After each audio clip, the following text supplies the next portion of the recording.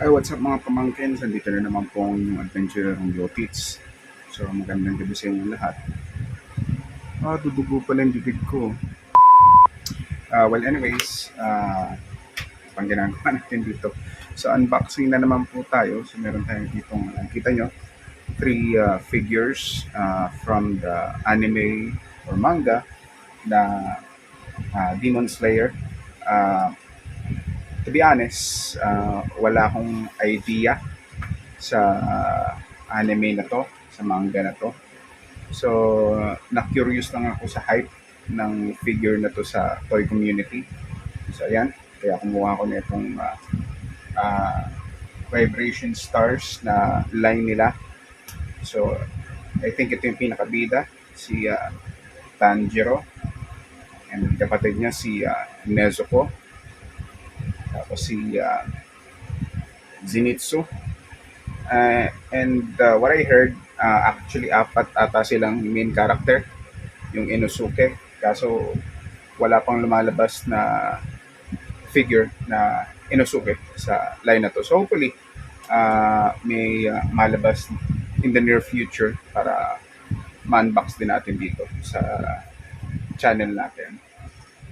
So without further ado, rock and roll mga pamangkin, si-unbox na natin kung malupitang figures nito. Let's go!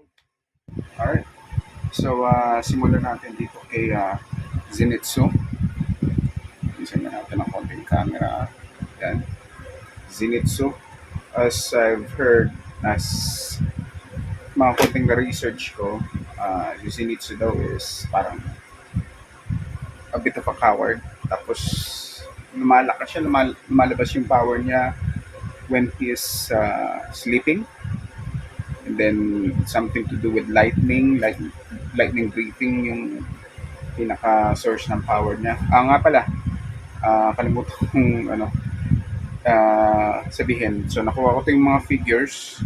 Si Nezuko, si Tanjiro, itong si Zenitsu, sa Kirin Toys. So, malupit talaga sila. Malupit talaga yan si Kirin Toys. So, salamat po sa inyo, lalong-lalo na po kay Madam Jasmine. Fresh from Japan po itong mga figures natin na to sa Demon Slayer, Vibration Stars na line. So again, salamat po sa mga bumubuo ng Kirin Toys. Thank you po. Ang lulupit niyo po. Ma'am Jasmine, salamat po. So ito, MISP pa or MIB pa. Ayan natin. Wala lang naman yung box, so may clamshell pa. Amoy Japan. Ay, sana makapunta rin ng Japan one of these days. Pangarap ko rin talaga yun. Pag Japan. Malay natin. Tayo magsara ng pinto. So, base. Then support. Then yung body ni Zenitsu.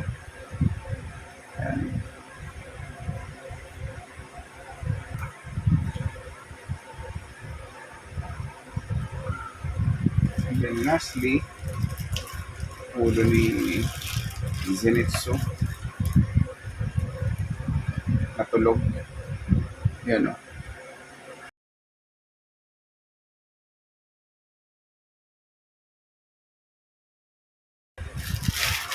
Alright. One down. Zenitsu.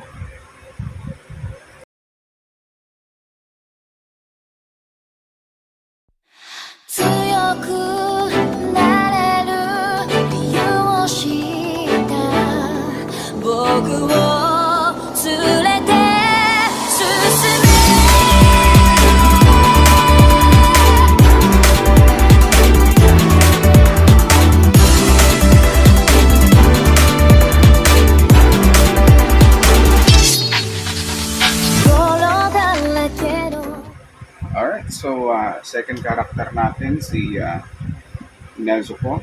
So from what I've researched a bit, So, ano na siya, half human, half demon.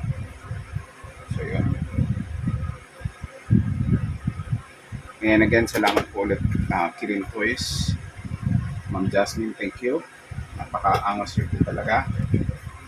Para sa mga malupitang figures fresh from Japan, follow nyo lang yung page ng Kirin Toys. Ipopost ko yung link sa description box.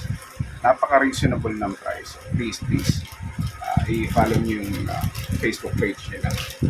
Hindi ko kayo mabibigo. I highly recommend Kirin Toys.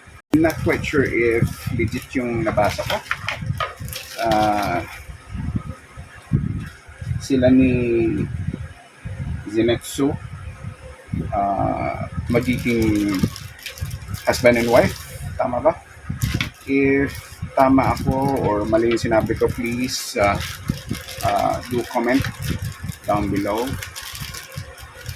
So, hopefully, money-wise, hindi lang ma-stop dito yung pag-collect natin ng line na to from Demon Slayer. So, meron pa din sinasabi yung mga Hashira. I guess sila yung mga OGs. Yung mga malupitan, Hashira.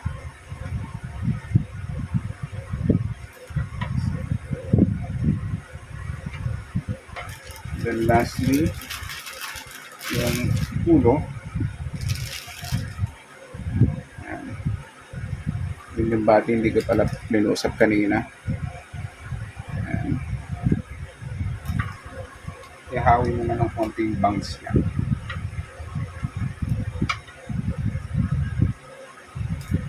So I guess sinaunang Japan, ganun talaga magsuot ng mga sandals, high socks din tinatali sa bandang leg part. Yun lang. Pansin ko lang. So there you have it. Second character natin for tonight, Nezuko. Let's roll the montage.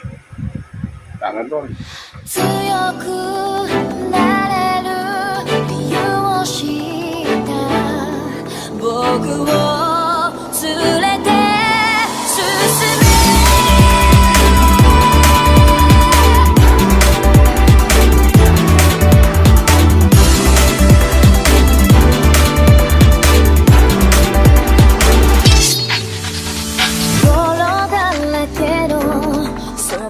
Alright, so we're saving the best for last. So itong main character, si Tanjiro. Ayan. And again, thank you Kirin Toys and Jasmine sa malupitang figure na to. And guys, again, follow nyo sila sa page nila sa Facebook. Para sa mga malupitang figures na makikita nyo sa kanila. Fresh from Japan. So, 100% authentic ang makuha yung figure sa kanila. And with a reasonable price. I guarantee that.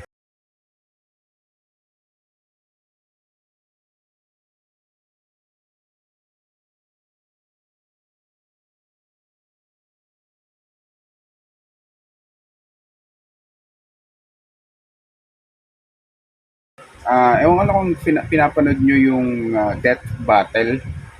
Isang page din dito or channel din dito sa YouTube. So, naglalabas siya ng mga battle or versus videos, mga sikat na characters like Superman versus Goku. Ang point is, kaya na-mention ko, nung napanood ko sa video, na-mention doon na si Tanjiro, malakas yung pang-amoy. So, naamoy niya yung location mo, naamoy niya yung mismong amoy mo. So, yun lang. Brought up ko lang, naparad ko lang dun sa Death Battle. Pina-follow ko kasi yung page na yun. Or yung channel na yun. Sa maganda rin sa Death Battle, hindi lang nila basta-basta minamatch up, may mga scientific factors silang kinoconsider. Like yung speed, durability ng character, or yung mga fits na nagawa nila sa manga, sa anime. So yung mga bagay na kinoconsider nila, hindi lang based sa popularity ng character. Yung lower body niya, Tanjiro. Legs and everything.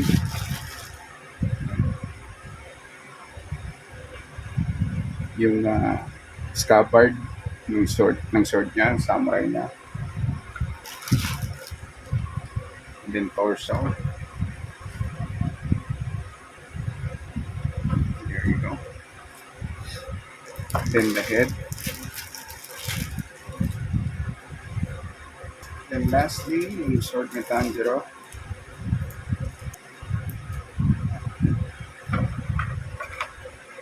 Tanjiro. Rock and roll. Let's play the montage. Or roll the montage. Let's roll the montage. Rock and roll. 強くなれる理由を知った僕を連れて進め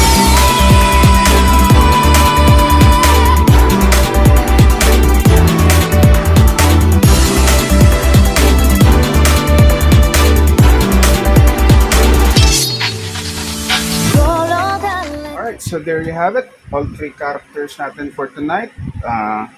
Again, salamat sa Kirin Toys sa pagtulong sa atin na makuha itong mga figures na to. So ito, yan, Nezuko, Tanjiro Zenitsu from the anime or manga na Demon Slayer. So hope na-enjoy nyo itong video ng unboxing natin.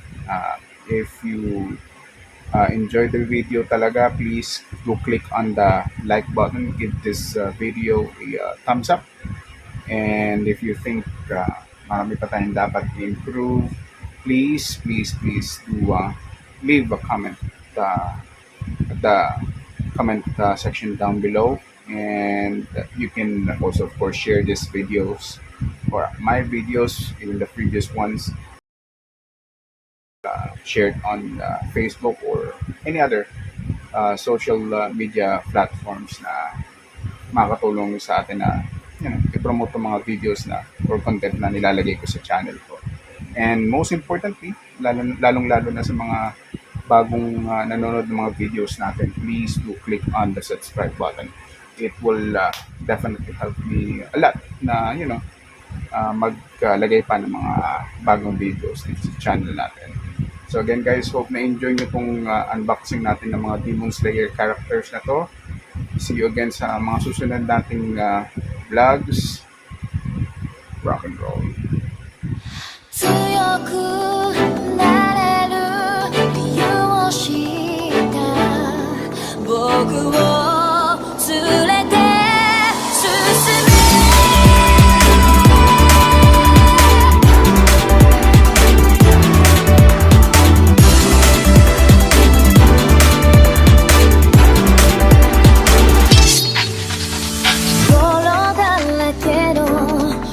通りを